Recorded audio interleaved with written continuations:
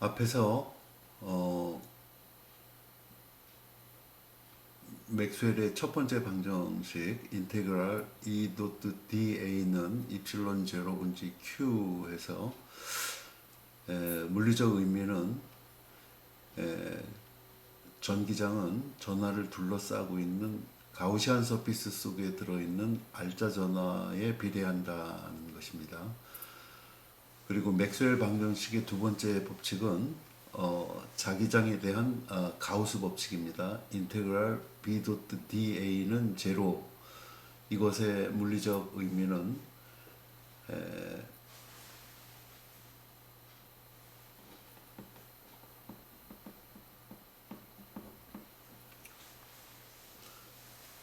자기 이 단극자는 존재할 수 없다는 거죠.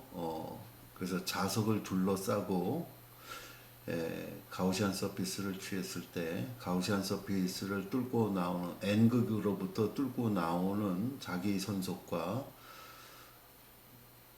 가우시안 서피스를 뚫고 들어가는 S극으로 들어가죠. 자기 선속이 그 합은 같다는 거예요. 그래서 나온 양과 들어간 양을 합하게 되면 제로가 됩니다. 그래서 n극 또는 s극 단극으로 만들어진 자석은 존재할 수 없다는 것이 맥스웰 방정식의 두 번째 법칙인 자기장에 대한 가우스 법칙이 되겠습니다. 앞에서 또 그 자기장 속으로 수직하게 전하 Q가 V라는 속도로 수직하게 들어가게 되면 자기장의 캡처 포획이 돼서 반경이 R인 등속 원운동을 전하는 그 원운동을 한다는 것을 알아봤습니다. 근데 이제 여기서 그 문제가 되는 것이 전하 Q라는 녀석이 V라는 속도로 움직이면은 그 주변에 뭐를 만들 수 있느냐 하는 겁니다. 바로 전하 Q라는 녀석이 V라는 속도로 움직이게 되면은 그걸 우리는 전류라고 부르죠. 자, 전류가 흐를 때 주변에 뭐가 형성되는가 알아보도록 하겠습니다. 자, 이 장에서 다룰 내용은 첫 번째가 비오사바르의 법칙입니다. 프랑스의 물리학자들이에요. 이 비오사바르의 법칙은 전선에 전류가 흐를 때 주변에 자기장이 만들어지는데 그 자기장이 몇 테슬러나 되는가 하는 겁니다. 그래서 이 자기장에서의 비오사바르 법칙은 전기장에서의 꿀롱의 법칙에 해당된다고 할 수가 있습니다. 두 번째, 두 평행 도선 사이에 작용하는 힘입니다. 그 전류가 흐르는 두 평행 도선이 있을 때 이들 사이에는 그 로렌츠 포스가 작용하게 되어 있습니다. 그래서 이때 이 두 평행 도선 사이에 작용하는 힘을 우리는 자기력이라고 부릅니다. 같은 방향으로 전류가 흐르면은 두 도선 사이에 그 두 개의 도선 사이에는 서로 인력이 작용하고 두 평행 도선의 반대 방향으로 전류가 흐르게 되면은 척력이 작용합니다. 플러스 전하와 플러스 전하 사이에 척력이 작용하고 플러스 전하와 마이너스 전하 사이에 인력이 작용하는 것과 같습니다. 자, 세 번째가 암페어의 법칙입니다. 이 암페어의 법칙은 전기장에 대한 가우스 법칙하고 비슷한 내용을 갖고 있습니다. 전기장에서 꿀롱의 법칙이 매우 비실용적이고 시간이 많이 걸렸었어요. 그래서 가우스가 이 그 전기장에 대한 가우스 법칙을 만들어줘서 그 전기장을 쉽게 구할 수 있는 방법을 알려준 것과 마찬가지로 비오사바르 법칙으로 자기장을 구할 수가 있는데 이게 시간이 많이 걸립니다. 그 치환적분을 이용을 해야 됩니다. 그런데 이거를 아주 간단한 방법으로 자기장을 구할 수 있는 방법을 프랑스의 암페어가 만들어졌습니다. 그래서 이 프랑스의 암페어의 법칙은 아주 쉽게 자기장을 구하는 법칙이 되겠습니다. 자, 네 번째가 솔레노이드와 토로이드입니다. 솔레노이드는 여러분들 볼펜 앞에 보면은 스프링이 있습니다. 이 스프링을 동그랗게 그 말아놓은 그러한 형태를 솔레노이드라고 부르고, 토로이드는 솔레노이드는 죄송합니다. 솔레노이드는 그 볼펜 앞에 있는 길다란 그러한 스프링이 되겠습니다. 근데 이제 그 이 코일과 코일 사이에 틈이 없이 아주 조밀하게 그 무한대의 길이로 만들어져 있는 스프링을 솔레노이드라고 하고, 이 솔레노이드를 도넛 형태로다가 동그랗게 감은 것이 바로 토로이드가 되겠습니다. 자, 솔레노이드 내부 그리고 외부에서의 자기장, 토로이드 내부 그리고 외부에서의 자기장 값이 어떻게 되겠느냐 하는 겁니다. 자, 그 다음에 우리 원자 핵과 전자로다가 만들어져 있죠. 원자라는 물질은 이 원자의 자성은 어떻게 되겠느냐 하는 거예요. 전자가 핵 주변을 움직이고 있기 때문에, 즉 전류를 형성하기 때문에 그 주변에는 자기장이 만들어질 겁니다. 그 다음에 마지막으로 물질의 자성에 대해서 알아보도록 하겠습니다.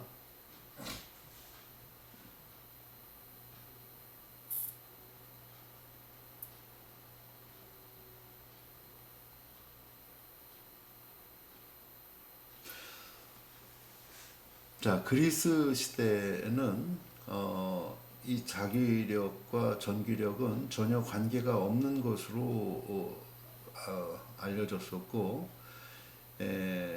그러한 잘못된 개념이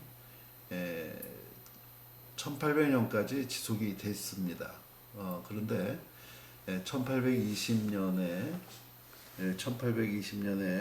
에르스테드라는 오스트리아의 물리학 교수입니다. 이 에르스테드가 그 이상한 것을 발견을 합니다. 우연히 그 전류 실험을 하는데 그 실험 테이블 위에 나침반이 놓여져 있었습니다. 그런데 이 회로 시험을 할 때마다 어떨 때 이 나침반이 움직인다는 것을 우연히 관측을 했는데, 나침반이 움직이기 위해서는 그 주변에서 자기장이 새롭게 형성돼야지 나침반의 방향이 바뀌게 되죠. 그래서 회로의 스위치를 온, 오프 시킬 때마다 이 나침반이 움직인다는 것을 발견을 했습니다. 즉, 그 회로에 흐르는 전류는 주변에 자기장을 만든다는 정성적인 것을 알아냈습니다. 자, 그 밑에 그림이 있습니다. 자, 전하는 주변에 전기장을 만들죠. 전기장을 만듭니다. 이 전기장은 전기장 속에 있는 다른 전하한테 힘을 미칩니다. 이걸 전기력이라고 부릅니다. 그리고 전하가 움직이면 전류를 형성하는 거죠. 이 전류가 흐르면은 이 전류가 흐르는 도선 주변에 자기장이 만들어집니다. 어떻게 만들어지냐면은 이렇게 만들어집니다. 이걸 오른손 법칙이라고 그래요. 전류 I를 엄지 손가락, 나머지 엄지를 감싸는 4개의 손가락이 자기장의 방향이 됩니다. 그래서 저 방향을 우리가 암페어의 오른손 법칙이라고 부르기도 합니다. 즉 전류가 흐르면은 주변에 자기장을 만듭니다. 이 자기장 속에서 다른 전류가 또 흐르게 되면은 이 자기장은 이 다른 전류한테 힘을 미치는데 이 힘을 자기력이라고 부릅니다. 그래서 여기 꿀롱 법칙, 가우스 법칙, 전기장에 대한 F equal QE가 됩니다. 전기장 속에 들어있는 전하는 QE만큼 전기력을 받는다는 거죠. 자, 밑에 있는 비오사발의 법칙과 암페어의 법칙은 전하 Q인 녀석이 V라는 속도로 자기장 속에서 움직이게 되면은 QV 크로스 B라는 자기력을 받게 된다는 겁니다. 자, 이 말은 뭐냐면은 자기장 속에 움직이지 않는 전하가 가만히 있으면은 그 전하는 힘을 받지 않는다는 겁니다. 즉 자기장 속에서 전하가 힘을 받으려면은 그 전하는 반드시 V라는 속도로 움직여야지 자기력을 받는다는 것입니다.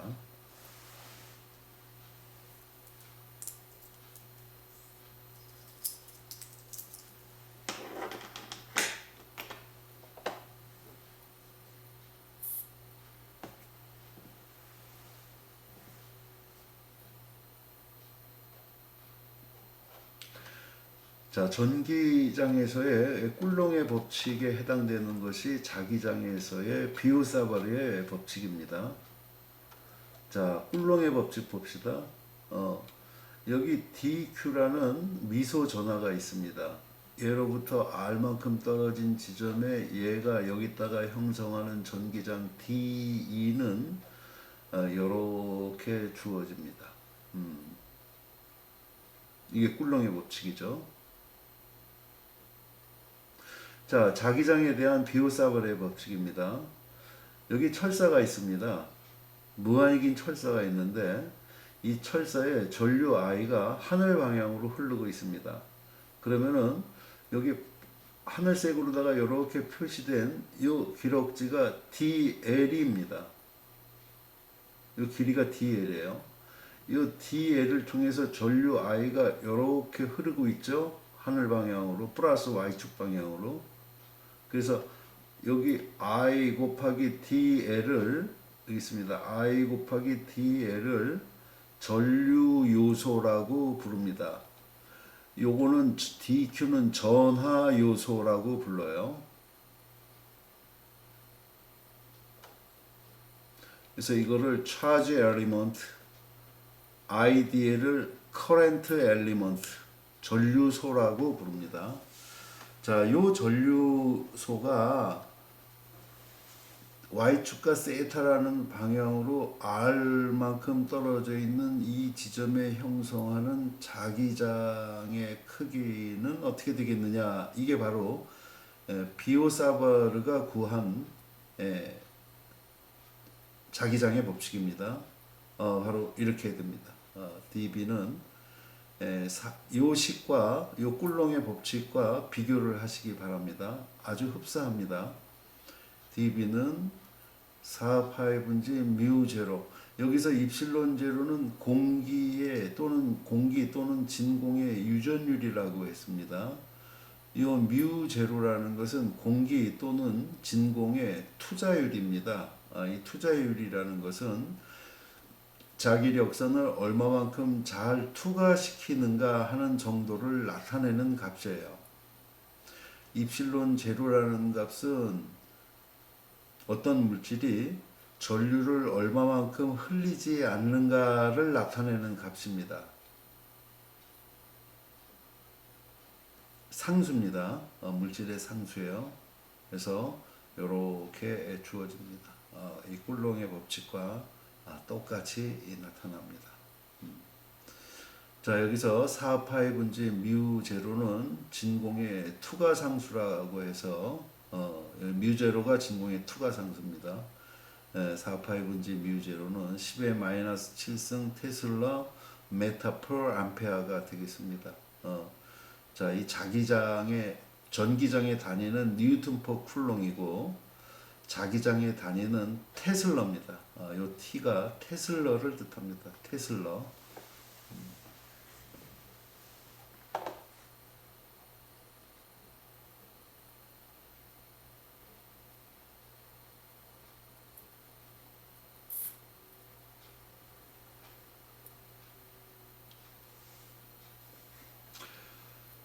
자, 이거 반복입니다. 결국 요 DL에 흐르는 전류에 의해서 R만큼 떨어진 요 지점에 형성되는 전기장 값이 dB인데 요 P점에 형성되는 자기장은 전류소가 여기도 있고 여기도 있고 여기도 있고 여기도 있고 여기도 있고 여기도 있고 마이너스 무한대부터 플러스 무한대까지 요 IDL이 있습니다.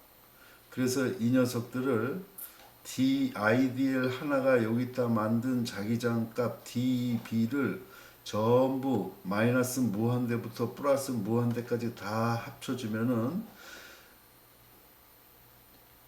여기 흐르는 무한대 직선에 흐르는 전류 I가 이 지점에 형성하는 전체 자기장 값 B는 인테그랄 dB가 되겠습니다.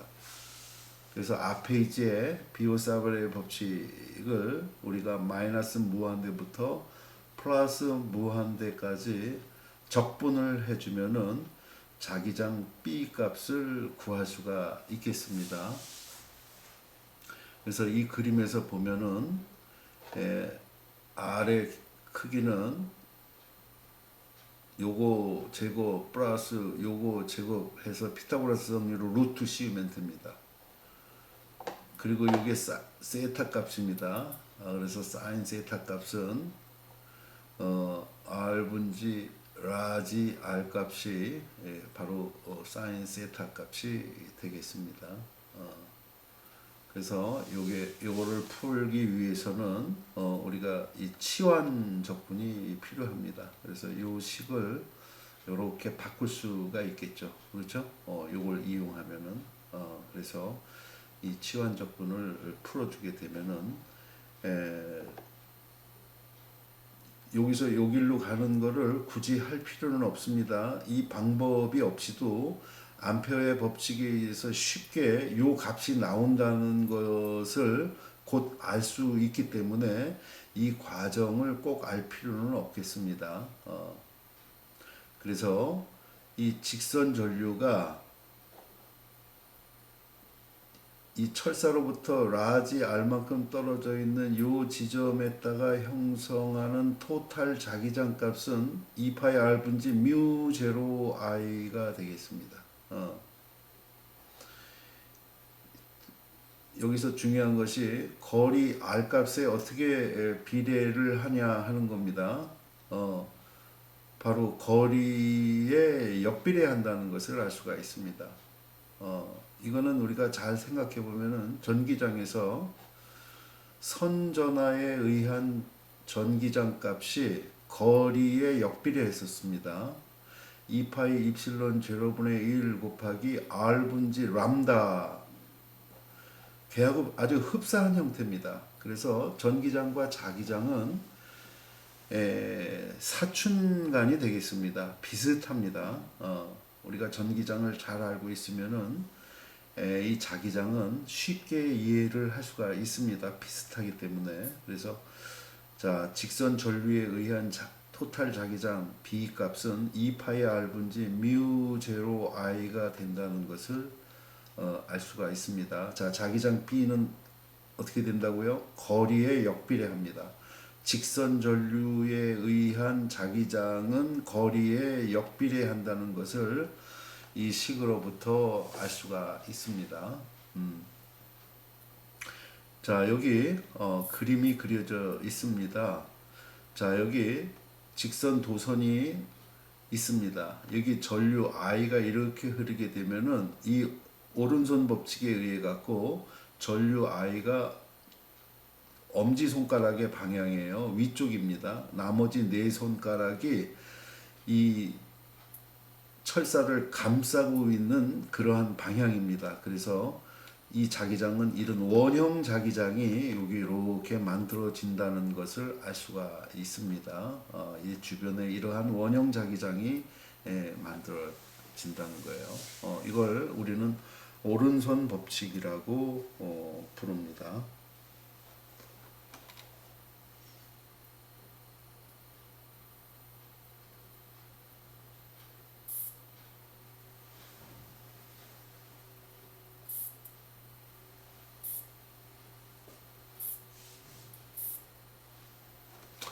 자, 제목에서 소개를 했다시피 자, 여기 10cm만큼 떨어져 있는 두 개의 평행 도선 철사에 전류 하나는 0.5A, 또 하나는 21A가 지금 하늘 방향으로 같은 방향으로 흐르고 있습니다. 같은 방향으로 흐르기 때문에 이들 둘 사이에는 인력이 작용한다고 그랬어요. 그래서 이 두 도선은 서로 잡아당기게 됩니다.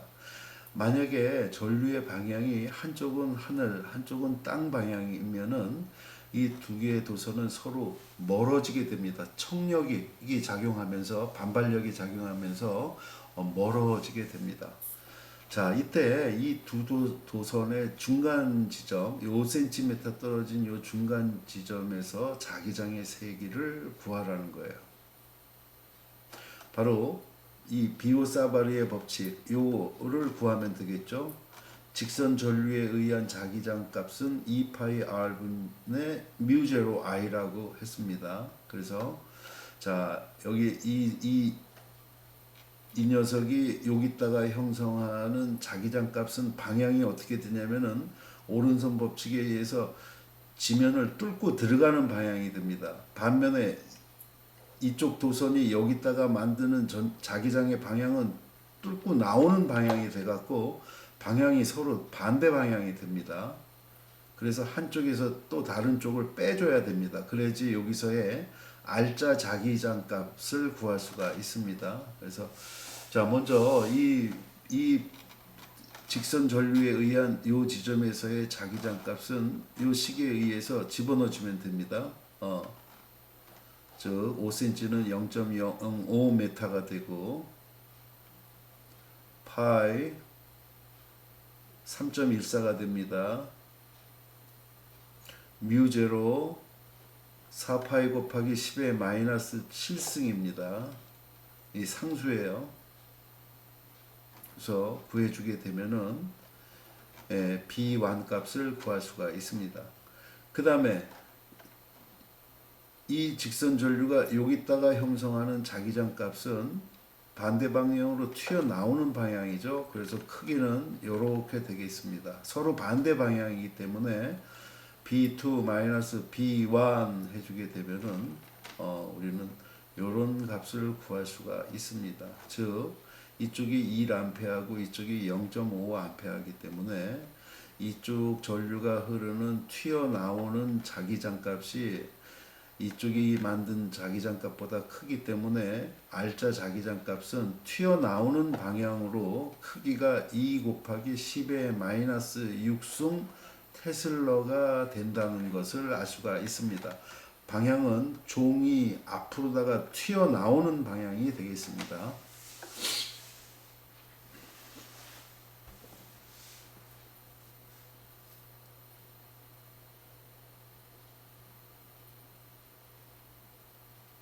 만약에 여기도 1A하고 여기도 1A가 되면은 요 가운데 지점에서의 자기장 값은 제로가 될 것입니다.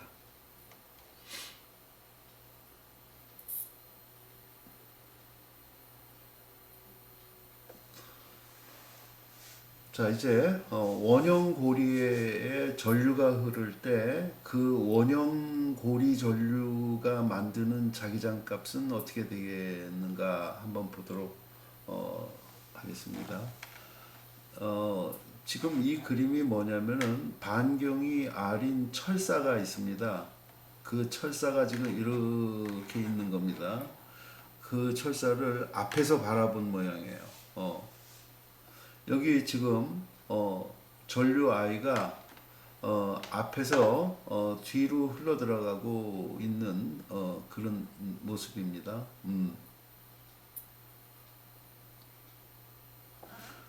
아닙니다. 이게 이 기호는 뚫고 나오는 방향이죠. 이건 뚫고 들어가는 방향입니다. 그래서 전류 I가 이 지점에서는 앞으로 나오고 이 지점에서는 뒤로 들어간다는 것을 그림으로 알 수가 있습니다. 자, 그러면은 여기 DL이라는 짧은 기럭지를 택해서 여기 전류 I가 흐를 때 요 전류소가 R만큼 떨어져 있는 요 P점에 형성하는 자기장은 어떻게 되겠느냐 하는 거예요. 자, 이 자기장 값을 우리가 구해 보게 되면은 이 dB 값은 우리 앞에서 구한 비오사바르 법칙에 의해 갖고 요런 형태가 되겠습니다.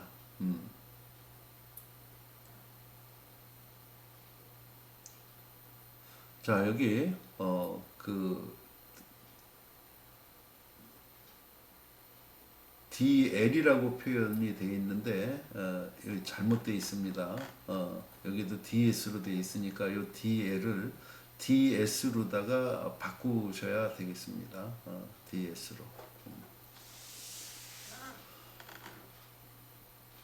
그래서 우리가 구해주게 되면은 요런 바로 IDS라는 이런 미소 전류소가 여기다가 형성하는 자기장 값이 dB가 되는데 바로 이 방향으로 자기장 dB의 크기가 이렇게 된다는 것을 알 수가 있습니다. 그런데 이 dB라는 이 미소 자기장은 X축 성분과 Y축 성분으로 분해를 할 수가 있죠. 그래서 Y축 성분은 우리가 dBx 해서 요 각도를 알파라고 했으니까 요 각도도 알파가 될 거예요. 그래서 dBx는 dB 코사인 알파 써주게 되면은 이게 바로 dB의 X축 성분이 되겠습니다. 그래서 여기서 구한 dB 값을 여기다가 삽입을 시킨 결과 값입니다. 그래서 마찬가지로 이것도 우리가 적분을 이용하게 되면은 X축 성분의 자기장 값은 이렇게 된다는 것을 알 수가 있습니다. 자, 이제 한 바퀴 돌아가면서 그 IDS라는 미소 전류소가 여기다가 형성하는 자기장 값을 전부 합쳐주면은 이 원형 전류가 여기다가 형성하는 토탈 자기장 값이 될 겁니다. 그래서 인테그랄 dBx 해주게 되면은 바로 X축 방향으로의 성분은 자기장의 크기는 이렇게 된다는 것을 알 수가 있습니다. 그러면은 이 그림에서 dB의 Y축 성분인 dBy는 우리가 왜 구하지를 않았느냐 하는 거예요. 구할 필요가 없습니다. 왜냐하면은 IDL의 반대쪽에 또 IDL이 있죠. 여기 있는 IDL이 여기다가 형성하는 자기장은 dB는 이쪽 방향이 되는데 이 녀석의 X축 성분은 dBx가 되고 Y축 성분은 dBy가 되는데 얘하고 항상 크기가 같고 반대 방향이 되기 때문에 Y축 방향으로의 자기장 성분의 합은 제로가 됩니다. 그렇기 때문에 우리 Y축 성분을 구하지를 않았습니다. 왜? 전부 합치면은 제로가 되기 때문에. 그래서 R자 자기장은 이 지점에서의 R자 자기장은 X축 성분밖에 없다는 것을 알 수가 있습니다. 바로 이 값이 되겠습니다. 자, R은 고리의 반경이고 X는 고리 중심으로부터 P점까지의 거리가 되겠어요. 뮤 제로는 진공의 투자율, 여기 주어졌습니다. 앞에서 4파이 곱하기 10의 마이너스 7승. I는 고리에 흐르는 전류 값입니다. R 제곱은 R은 고리의 반경입니다. 그래서 이러한 값을 우리가 구할 수가 있겠습니다. 만약에 이 고리 중심, 이 센터에서의 자기장 값은 얼마가 되겠느냐? 이 지점에서 가장 강한 자기장 값이 나오겠죠. 거리가 멀면 멀수록 이 원형 고리로부터 멀리 떨어지면 떨어질수록 x 값이 커지기 때문에 이것은 제로가 될 것입니다. 가장 자기장이 강한 부분은 바로 고리의 중심인 이 지점이 되겠어요. 그럼 고리 중심에서의 자기장 값은 얼마가 될까요?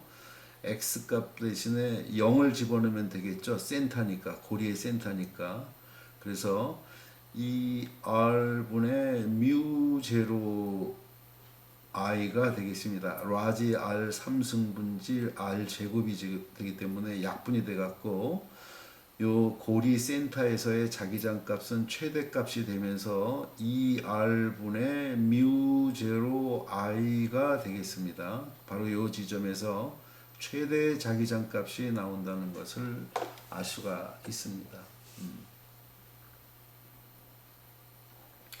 자, 요거는 바로 이 자기 쌍극자 모멘트로다가 이 B 값을 갖다가 표현한 겁니다. 자기 쌍극자 모멘트 뮤라는 것은 원형 고리에 흐르는 전류 곱하기 원형 고리 내부의 면적 파이 r 제곱 곱하기 i가 자기 쌍극자 모멘트 뮤라고 하는 값입니다. 그래서 이거로 바꿔주게 되면은 바로 이러한 값을 우리가 구할 수가 있습니다. 전기 쌍극자에 의한 전기장 값을 이렇게 구한 것과 같습니다.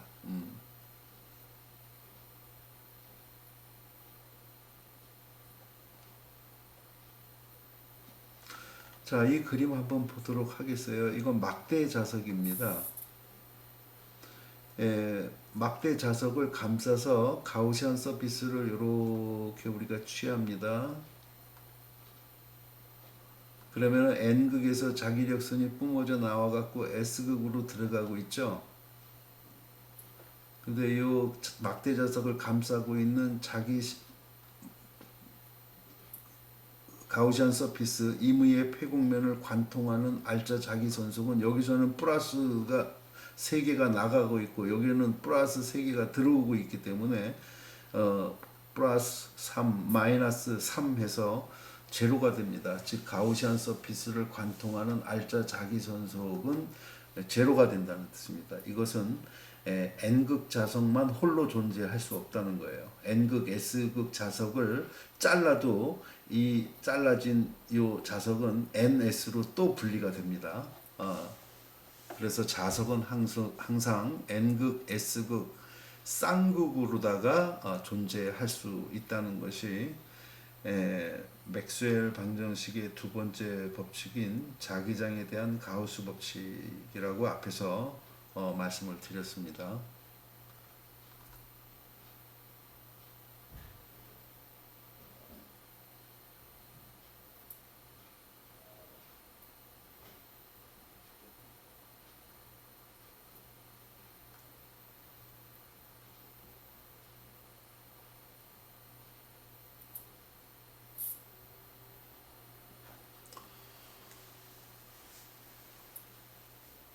자, 반지름이 10cm인 이건 우리가 MKS로 다 바꿔줘야 됩니다. 0.1m로 바꿔줘야 됩니다.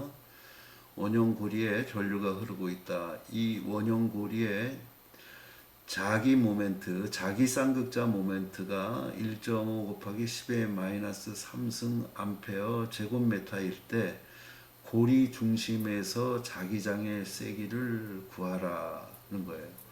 자, 반경이 0.1m인 원형 고리의 전류